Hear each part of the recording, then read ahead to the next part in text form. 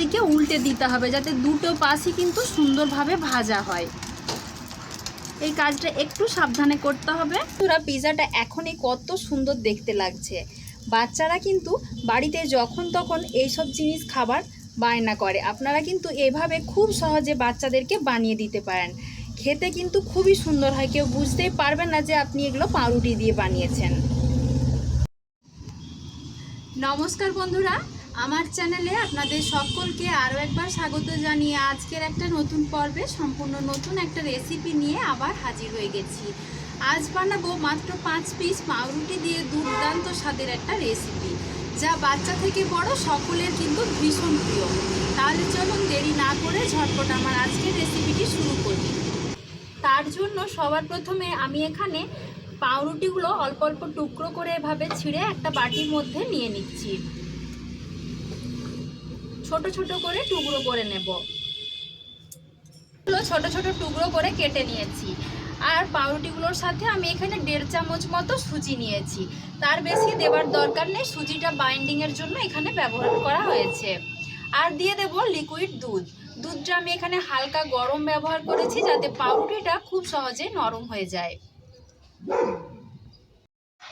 একটা কাঁটা চামচ দিয়ে পাউরুটিটা এভাবে ভালো করে ম্যাশ করে নিচ্ছি। যেহেতু গরম দুধটা দিয়েছি তাই খুব সহজেই কিন্তু পাউরুটিটা আর সুজিটা নরম হয়ে এভাবে মিশে যাবে। এবার আমি এখানে 2টো ডিম নিয়েছি। ডিমগুলো ফাটিয়ে এর মধ্যে দিয়ে দেব।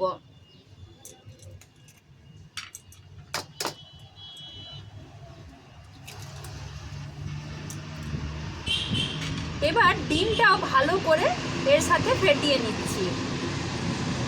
কিছু মিশিয়ে নিয়েছি। এবার এর সাথে স্বাদমতো লবণ একটু দিয়ে দিচ্ছি, দিয়ে আবারও ভালো করে মিশিয়ে নেব। সুন্দর করে কিন্তু সব কিছু একসাথে মিশিয়ে ভালো করে একটু ফেটিয়ে নিতে হবে। মিশ্রণটা আমার ঠিকঠাকভাবে রেডি করা হয়ে গেছে। এবার বাকি কাজগুলো করে নেব। আজকে বানাবো ব্রেড পিৎজা, যেটা কিন্তু বাচ্চা বড় সকলেরই ভীষণ প্রিয়। এবার একটা কড়াই বসিয়ে দিয়েছি, তাতে সামান্য পরিমাণ একটু তেল দিয়ে দেব। তেলটা দিয়ে চারিদিকে ভালো করে এভাবে একটু মিশিয়ে নিচ্ছি। কড়াটা সুন্দরভাবে গরম করে নিয়েছি। এবার যে মিশ্রণটা রেডি করে রেখেছিলাম সেটা কড়ার মধ্যে ঢেলে দেব।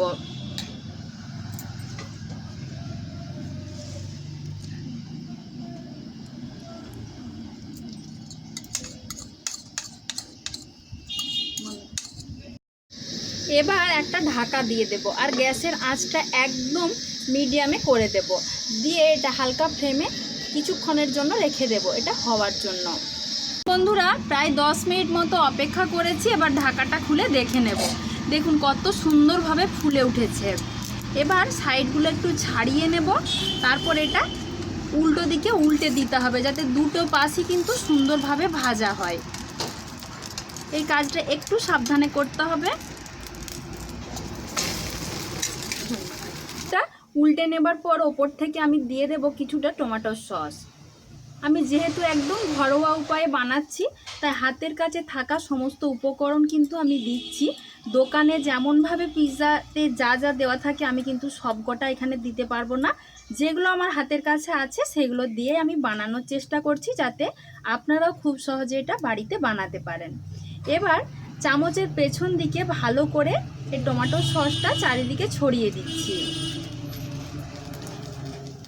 এবার দেখুন আমি এখানে এভাবে পেঁয়াজ কেটে নিয়েছি, ক্যাপসিকাম আর টমেটো কেটে নিয়েছি। আপনাদের মন পছন্দ মতন যে কোনো সবজি কিন্তু আপনারা এখানে চাইলে দিতে পারেন, তবে আমি এই কটা সবজি আজকে দিয়েছি। এবার ওপর থেকে চারিদিকে সমানভাবে সমস্ত সবজিগুলোই দিয়ে দেব।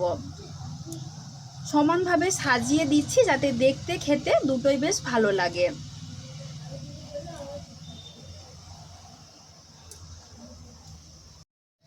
এবার ওপর থেকে অল্প কিছুটা অরিগানো ছড়িয়ে দিচ্ছি। আপনাদের কাছে না থাকলে অল্প কিছুটা গোলমরিচের গুঁড়ো ছড়িয়ে দিতে পারেন।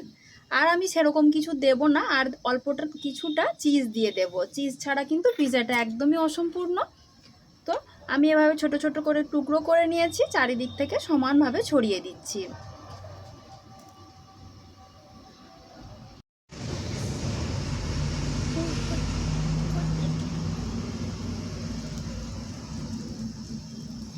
দেখুন বন্ধুরা, পিৎজাটা এখনই কত সুন্দর দেখতে লাগছে। বাচ্চারা কিন্তু বাড়িতে যখন তখন এইসব জিনিস খাবার বায়না করে, আপনারা কিন্তু এভাবে খুব সহজে বাচ্চাদেরকে বানিয়ে দিতে পারেন। খেতে কিন্তু খুবই সুন্দর হয়, কেউ বুঝতেই পারবেন না যে আপনি এগুলো পাউরুটি দিয়ে বানিয়েছেন। এবার আবারও একটা ঢাকা দিয়ে এভাবে আরও কিছুক্ষণ রেখে দেবো, যাতে চিজটা সুন্দরভাবে গলে যায়। আরও 5 মিনিট মতো রেখে দিয়েছিলাম। এবার ঢাকাটা খুলে দেখে নেব যে পিৎজাটা ঠিকঠাকভাবে রেডি হয়েছে কিনা। তো দেখুন বন্ধুরা, কত সুন্দর লাগছে দেখতে, দেখলেই খেতে ইচ্ছে করবে এমনভাবে পিৎজাটা কিন্তু রেডি করে নিয়েছি। এবার আমি গ্যাসের ফ্লেমটা বন্ধ করে দেব, তারপর একটুক্ষণ কড়ার মধ্যেই রেখে দেব, যাতে অল্প একটু ঠান্ডা হয়ে যায়, তা না হলে গরম অবস্থায় তুলতে গেলে ভেঙে যেতে পারে। অল্প একটু ঠান্ডা করার পর তুলে আপনাদেরকে দেখিয়ে দিচ্ছি।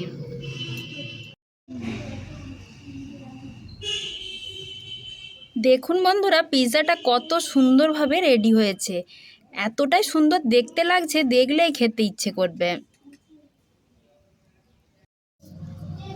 তো বন্ধুরা, পিৎজাটা কিন্তু আমি একটা থালার মধ্যে ঢেলে নিয়েছি। এবার পিৎজাটা আমি কেটে নেব। আমি এখানে ছুরি দিয়ে পিৎজাটা কাটছি, আপনাদের কাছে যদি পিৎজা কাটার থাকে সেটা দিয়েও কিন্তু খুব সহজেই কেটে নিতে পারেন।